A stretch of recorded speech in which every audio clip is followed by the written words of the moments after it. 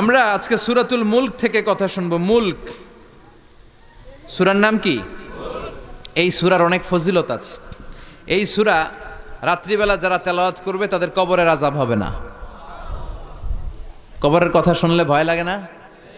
চলে যেতে হবে, কেউ থাকতে পারবো না, কিন্তু এই জিনিসটা আমাদের স্মরণেই আসে না। এত ব্যস্ততা, এত মায়া জাল, এত মায়ার জালে আমরা আটকে আছি।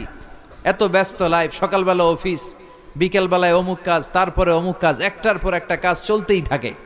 এই ব্যস্ততার কারণে আমাদের জীবনটা সুপার বিজি লাইফ আমরা লিড করছি, আমাদের জন্য সময়ই নাই, কিন্তু চলে যেতে হবে। বিষ্ণু বললেন এই সূরাটা এমন সূরা মানিআতুন মিন আযাবিল কবর। এই সূরা মুলক যারা তেলাওয়াত করবে তাদের কবরে কোনো আযাব হবে। আজকে থেকে সূরাতুল মুলকের তেলাওয়াত করা যাবে? পারা যাবে। আসেন না নিজেদেরকে একটু পরিবর্তন করি, আসেন না নিজেদের আমলের ঝুলিতে আরো কিছু বাড়াই, নিজেদের আমলগুলোকে সুন্দর করি, নিজেদেরকে আর একটু পরিচ্ছন্ন করি। প্রতিদিন রাতে সূরাতুল মুলক তেলাওয়াত করবেন ইনশাআল্লাহ। কইতে পারলেন না? 2 নম্বর ফজিলত শাফাআত লি সাহিবিহা।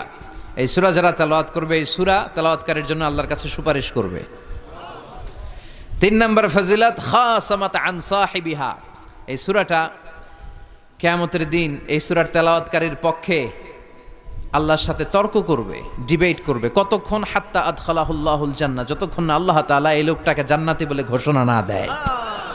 আল্লাহ যতক্ষণ অ্যানাউন্স করবে he is from paradise, he will enter the paradise, আমার এই বান্দা জান্নাতে ঢুকবে, এই সার্টিফিকেট দেওয়ার আগ পর্যন্ত এই সূরা সামনে দাঁড়ায় আল্লাহর সাথে তর্ক করতেই থাকবে।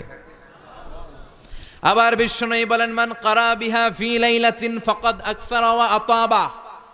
রাত্রি বেলায় যেই ব্যক্তি এই সূরাটা তেলাওয়াত করবে তার রাত্রিটারে বরকতময় করে দিবে কে? এজন্য বিশ্বনবী বলতেন আমি চাই আমার প্রতিটা উম্মতের হৃদয়ে এই সূরাটা গাঁথা থাক। আমার নবী চাইতেন আমাদের অন্তরে যেন এই সূরাটা মুখস্থ থাকে। আমরা চাই না? 30টা মাত্র আয়াত। কয় আয়াত? সবাই বলেন কয় আয়াত? প্রতিদিন এক আয়াত মুখস্থ করলে আমাদের পুরো সূরাটা মুখস্থ করতে লাগবে কয়দিন? 30 দিন। 1 মাসের চেষ্টা এই সূরাটা মুখস্থ করা যাবে না? দেবিদ্দারের ভাইয়েরা করা যাবে? আওয়াজ করে পড়েন ইনশাআল্লাহ। এই সূরার মাহাত্ম্য হচ্ছে এই সূরা আপনার দৃষ্টিভঙ্গিকে চেঞ্জ করবে, আপনার চিন্তার জগতে আন্দোলন তৈরি করবে, আপনার চোখকে খুলে দিবে, আপনার ঘুমন্ত বিবেককে জাগিয়ে দিবে।